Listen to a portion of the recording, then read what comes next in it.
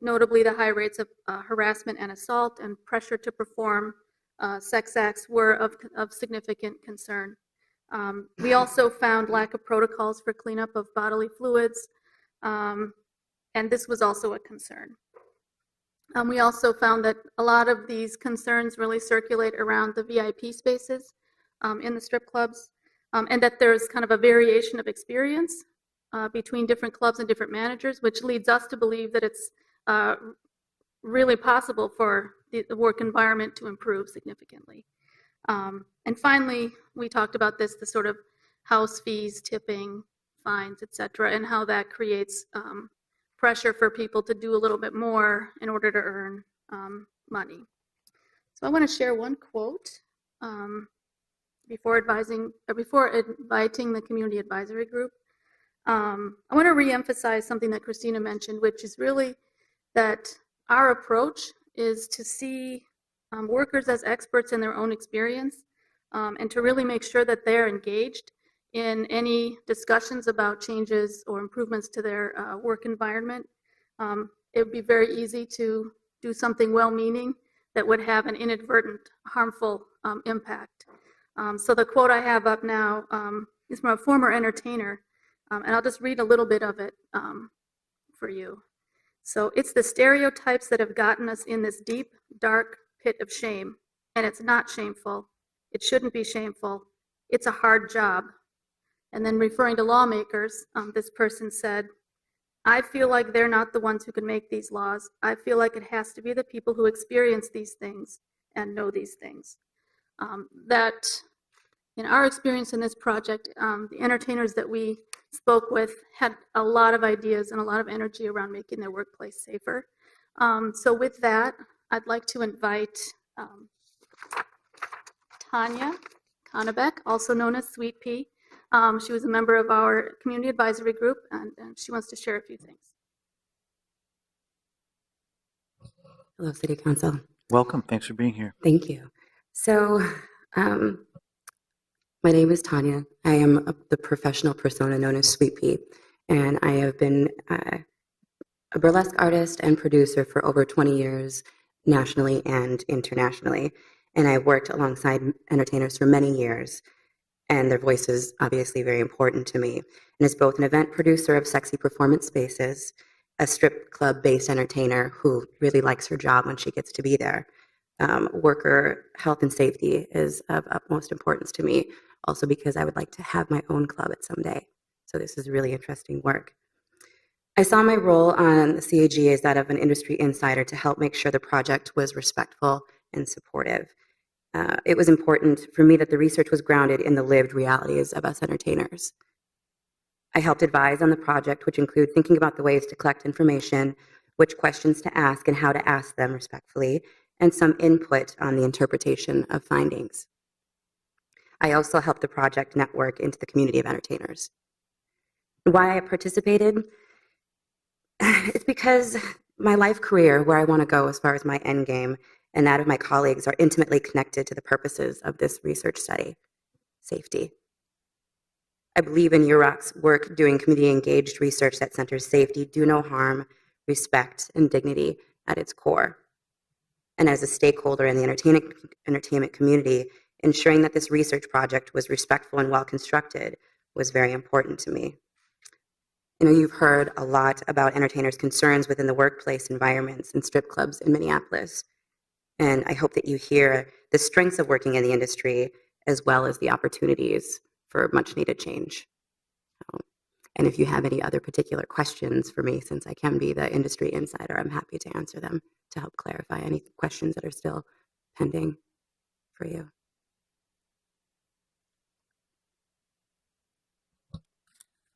I don't see any questions right now, but we were talking a little bit earlier about the independent contractor role. Yes. And I'm curious about, from your perspective, who do you think it has the responsibility to make sure that it's a safe work environment? Are the entertainers kind of abandoned and on their own to manage that? And who should be, I don't know, what could we do to clear that up? I think if the infrastructure was strengthened a little bit, that the entertainers could feel more empowered to uphold the safety of the workplace. I think with there's so much vagueness when you go in as an independent contractor. You get a form, you do a quick scan, you sign it. It's usually more about uh, basic requirements of showing up, of house fees, of them getting your tax information. And there is little to none when it comes to the structure of how you are going to interact in the club, how you are supposed to work out on the floor, and then how you pay it forward at the end of your shifts in order to engage with the other staff members so that they essentially take care of you, protect you, and help for your future abundance.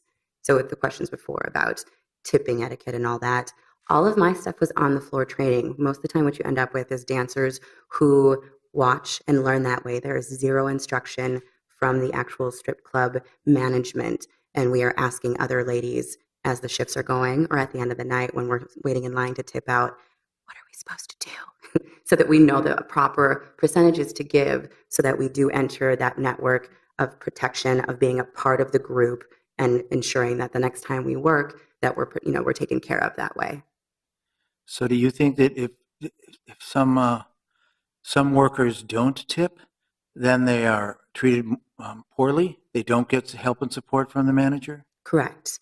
And it might be that it wouldn't be that if they're in a severely dangerous situation that the management wouldn't turn a blind eye. It's more about those who are in that network of I'll rub your back, you rub mine, that if I'm tipping out standard 10% of my earnings for the evening for just the manager pool, that I will then have those managers looking out for me, giving me their best clients when they walk in, making sure they're walking by and checking on us more, giving the guys that they're really looking out for the clients or the customers, but it's also an extra help for us to be able to signal as well if they're getting a little too excited.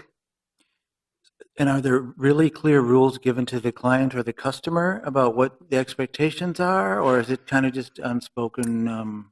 It's usually, Cultural. unfortunately, it relies on us when we're trying to do the negotiation. When it comes to you enter a strip club, you're having fun on the main floor, you might engage and have a dance or two with someone, or maybe you're sitting with them on a lower end VIP tier and you're drinking champagne with them, that you try to get them to go up into the VIP areas or to the secluded areas. And of course, that's where more of the cost happens, where we're getting a lot more return for our time. And then they ask, what do I get? What's up there? And so rather than kind of having that etiquette, once they come in, as far as like, this is the land of amazing things and this is what can happen at these different places, on the main floor is this, upstairs is this, it involves this, but not that, within like the consent boundaries, it's like you get that going and then people can have a really great time. But to leave that to the point where it's like you push them to the edge and then they ask you, well, what am I going to get? And then you have to say, well, we can do this, this, and this. But a lot of times we end up saying, well, this is not going to happen.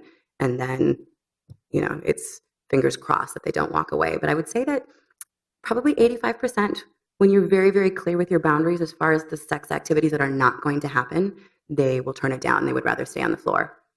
And I just let them know, I'm like, I would like to be a sexy worker for you. I can do a sexy entertainment, but I'm not a sex worker.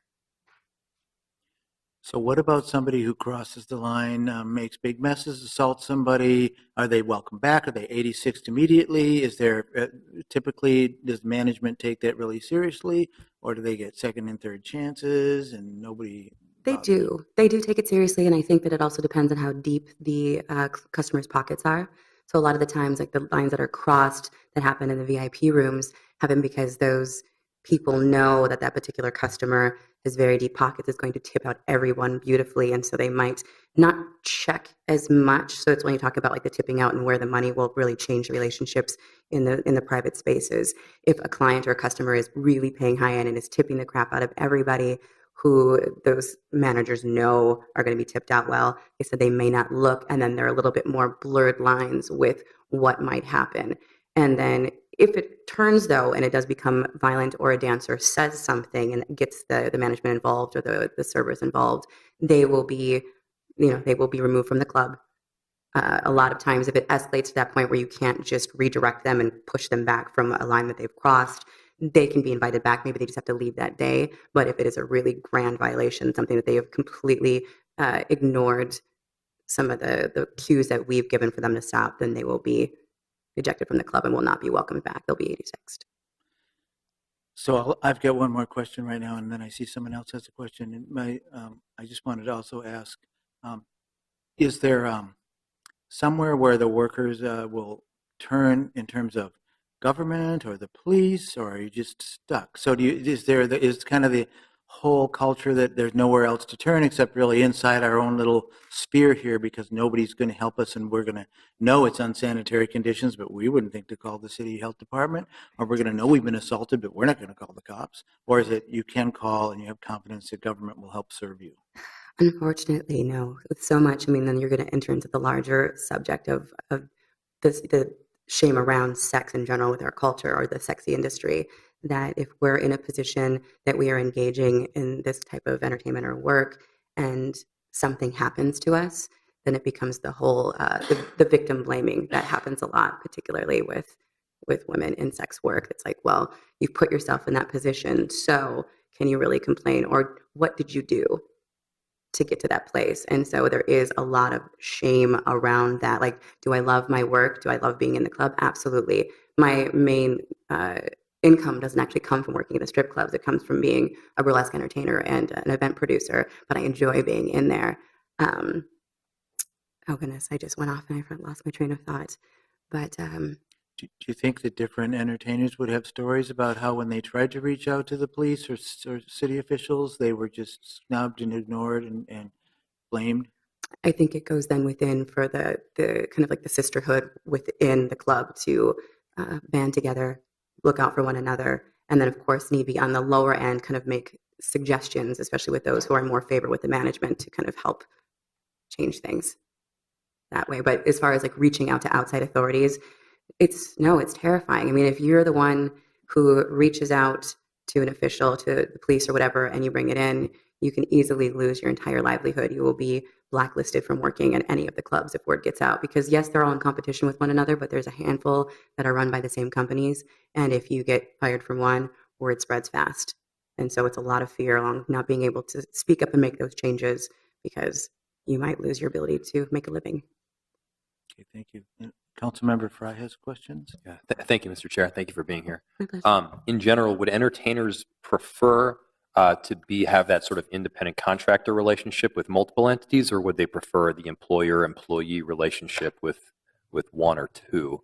I guess I can see upsides and downsides to both, but I was just curious as to what the general mentality was. Yeah, I think that most of the time the entertainers, all those who I know, really enjoy the flexibility that comes with being an independent contractor and being able to really control your schedule, your ability to come in and generate extra as need be, and as your life dictates. You know, if you have a bad day, you don't have to go in and perform. The Right. flip side of that is there are a lot of working moms in the clubs. And so if they're single mothers and you're Right. looking at the interest, like there's no health care, there's no benefits if she gets sick and she's not able to work for a period of time, or if one of the kids gets sick. So I think it might be case by case depending Case on by other case. factors. Mhm. Sure. Like what Thank kind of extra support they need. That's helpful. Okay. Councilmember Bender? Thank you, Mr. Chair. I think probably because we've been talking so much about workplace protections in general in this council over the past few years, that's why I think a lot of our questions are about this. But I also was interested in the contracts, and if there had ever been work done in the community to, if there's organizations or individuals who are working to help entertainers negotiate different contracts, or what would happen if you think there was an attempt to do that? Because it seems to me some of the issues could be resolved potentially by having stronger contracts with more protections for the worker. Agreed. And that conversation has actually started because of this research study that is, especially being approached, that I've been able to speak to my wife and talking about what the club that we want to open, and just looking at the protection strategies that we can do for people who are already working in the industry. So no, it hasn't started yet, but looking at the ways that we can empower ourselves if we were to get together and look at the standards that would be more protective, and who else we might need to pull in to help us legally construct something that we could go into the clubs with. Because I do believe in that sort of like rising tide lifts all boats. So if the workers feel very empowered and very protected, they can present that to the management and say, we're going to do better work for you because lines are very, very clear. And we know that you have our back, so we're going to have yours. I think that's really great to hear. And I think particularly some of these stories that were quoted in the research, like the one when an entertainer is saying that she went home actually owing money after her shift.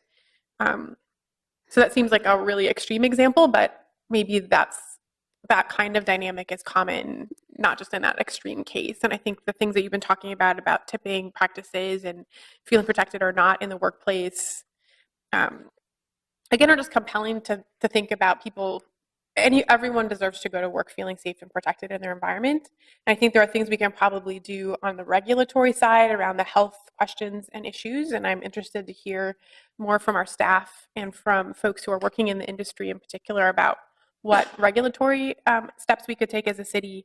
But then I think a lot of this probably goes beyond that into things that, again, if we can help support workers in organizing for themselves and helping strengthen that relationship between the employer and the employee and the negotiating power of entertainers, then I think that would probably really start to address a lot of these root things that you've been talking about. So thank you for being here and for speaking. Thank you. Appreciate I don't see any other it. Okay, thank you. questions right now. Thank you very much. Thank you so much, Tanya. Excuse me. We have one more member of our community advisory group who would like to share, if that's all right. Excellent. Oh, yes. So I'd like to introduce Artika Roller. Good afternoon, Welcome. Chair Gordon and City Council members. My name is Artika Roller, and for over 18 years, I have provided direct service and programming for women and youth that have experienced sex trafficking, sexual exploitation, and sexual assault. My work definitely has intersected with women and individuals that have overlapping experiences as working as entertainers in the strip clubs. You know, regarding to women, what I would like to say, working in the strip club, there is a spectrum. There are people that are headliners, and then there's definitely people that are new to the clubs. And unfortunately, what I see in my work is probably the majority of women where this experience was not working well for them, and they are looking and receiving services. You know, regardless if they're supplementing their income or they're actually being trafficked through the venue of a strip club. Some of the common themes and concerns that I heard were really about the workplace environment. You know, why am I here? What was my role here? I was actually asked to come on the team and really to talk about the realities of what happens to women. Some of the women that are in college look at this as an opportunity for them to supplement their income. And two things I see that happen: either they drop out of school, unfortunately, because this environment is not conducive to achieving high goals in college, or they actually stop working as an entertainer so they can move forward. There's a lot of stories, a lot of anecdotal stories, but again, I'm usually working with women and children that this did not work out in their best interest. So I decided that I wanted to become a part of this team. I helped co-design and co-create questions, talked about some of the things that I've seen in the community, working with women and children, and then also served as a networking and a resource point for the entertainers. I participated in this project again because it was strength-based. It was listening to the voices of the people that are impacted by the work environment in the strip club. We were also talking about the work environment because one of my concerns were sometimes I work with women that this is the option for them right now at this point to gain money or earn money and have an income. So if we're going to take something away, how would we replace that? So part of this was strip clubs are not going away. It's an option for some people at certain points in time in their life. And also, how do we make it better? Because what I've heard, the shared themes were hostile work environment that was created or promoted by the managers and the owners of the club, excessive fines. One woman came into my office and she said, after my fines and my tips and my payouts, in the time that they scheduled me to work, I came with $30. I cannot do this for $30. And then the hygiene concerns. It just wasn't healthy. It wasn't an environment all the time where there was the best hygiene. taken care of or concerns that the women had as they were working in the strip club. I thank you for your time, and I would entertain any questions that you might have of me. I don't see any questions Okay, right now. thank you. But thank you so much for being here. Thank you, Artika. We just have one final wrap up, and then if there's additional questions, we'd be available. First of all, I want to thank our team and our community advisory group. As you can see, we have a really amazing team of researchers, and the community advisory group really helped develop this project and helped us to form a research process that would be respectful and would really surface workers' voices. I always want to leave you with the thought that entertainers have many creative ideas for solutions to some of the challenges that we've presented. And I think it's very important that as we move forward, we think about how to engage workers in that process in ways that are safe and respectful so that we don't inadvertently do harm as we're trying to come up with solutions. And with that, I want to thank you for your time. If there's any additional questions, we'd be more than happy to answer them. I think I have a couple questions. Councilmember Bender, did you have more questions? Thank you, Mr. Chair. I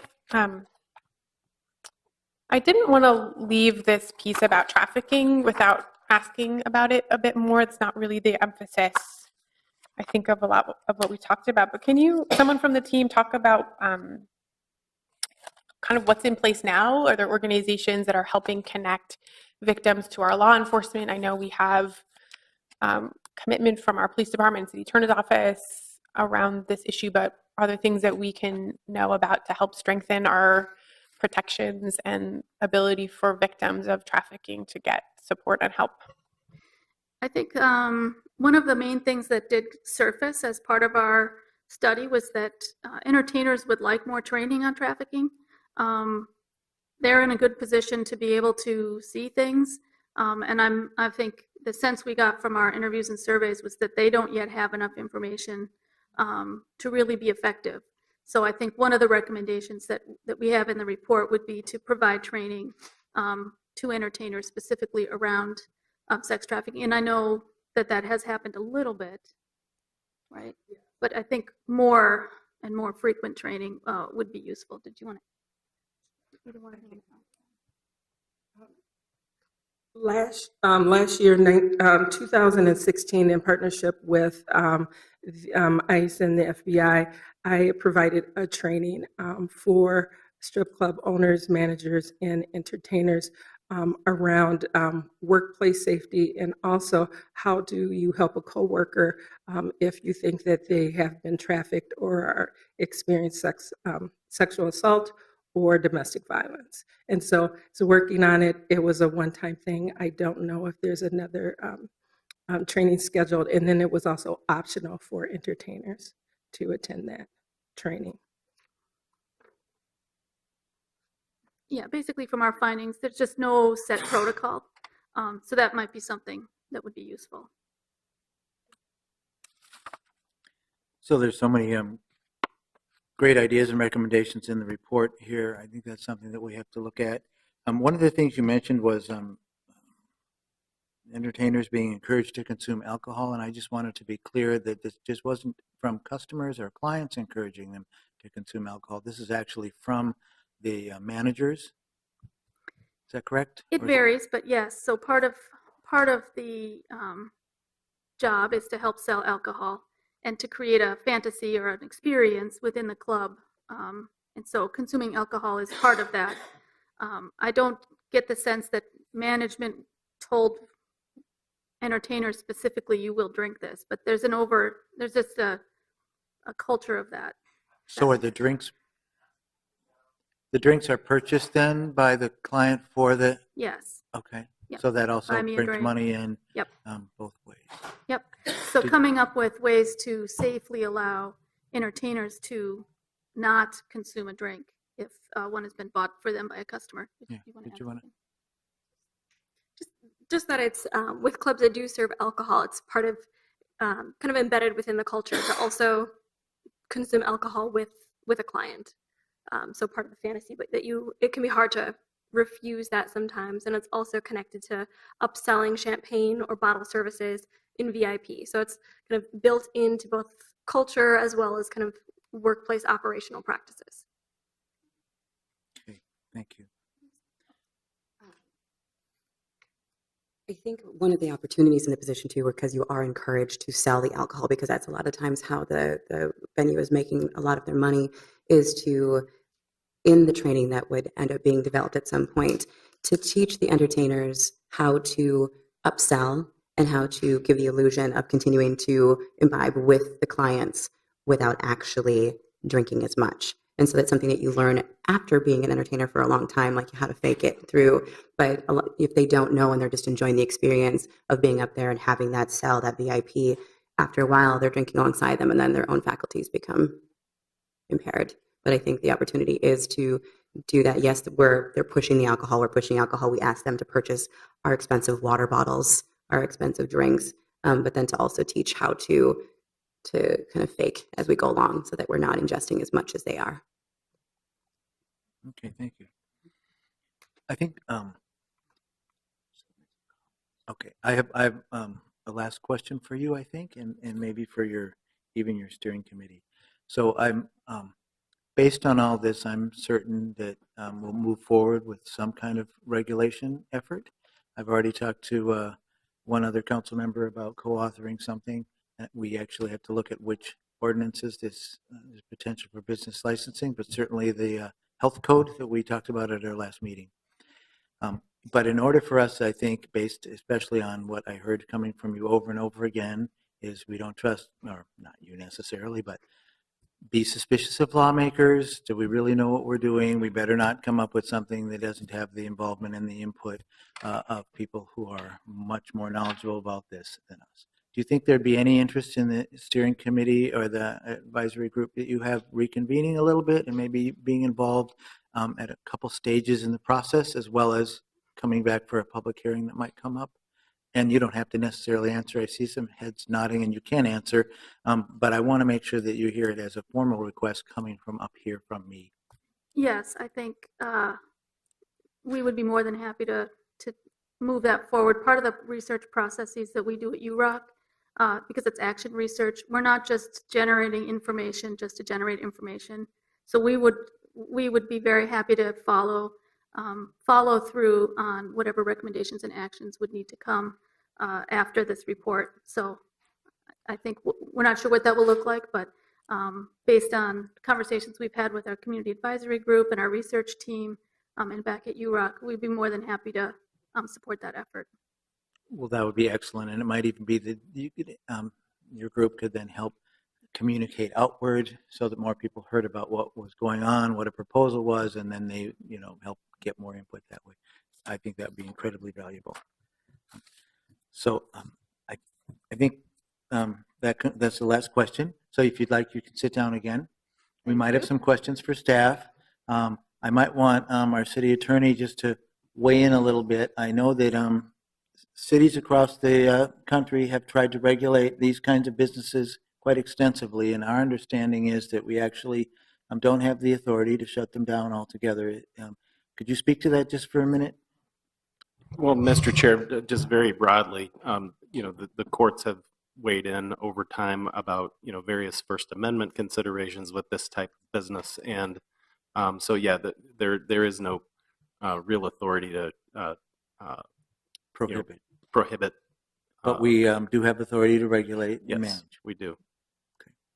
Appreciate that. Thank you. And I don't know if Mr. Hoppe had any closing comments? You don't have to if you don't. Okay, that's fine. I know that Councilmember Johnson wanted to share some thoughts. Thank you, Mr. Chair. I just really want to thank the project team and all of those involved with bringing these stories out into the public eye and exposing what workers in our city are dealing with. And it's disturbing, and it's something that's unacceptable and that we need to change because, as my colleagues have said, every worker in the city deserves the right to a clean, safe work environment. Even when I think about these issues around the expectations with tipping as well, it seems to me that that's getting into wage theft and other issues there where there's kind of coercion around taking income from somebody else, and even just down to the way that this is set up with the independent contractors and the lack of accountability for the organizations, these companies. It's just really very concerning. So I'm very glad that you brought forward recommendations from the entertainers, that these ideas are coming from the workers that are most affected and impacted, and that we can use that as the basis for bringing forward some much needed regulation. And I'm also glad that there'll be a commitment, or that there is a willingness to continue working forward on crafting that. And I'm just very thankful for everybody involved in addressing this issue. Well, thank you very much, and I think the entire committee shares those thoughts of appreciation. I think it's an interesting model of how maybe we can govern better if we actually have the partnership of the university to look at this from maybe a more of an academic position, and then engage the community members who are most impacted by all of this. It's exciting to try to do this. I will admit that this isn't necessarily something that a lot of us were eager to jump into. We didn't run for office thinking this is what we're going to take on or anything, but I think at least I, as chair of the health committee, feel a deep responsibility to somehow address this and look into it. And now I think we all have that commitment.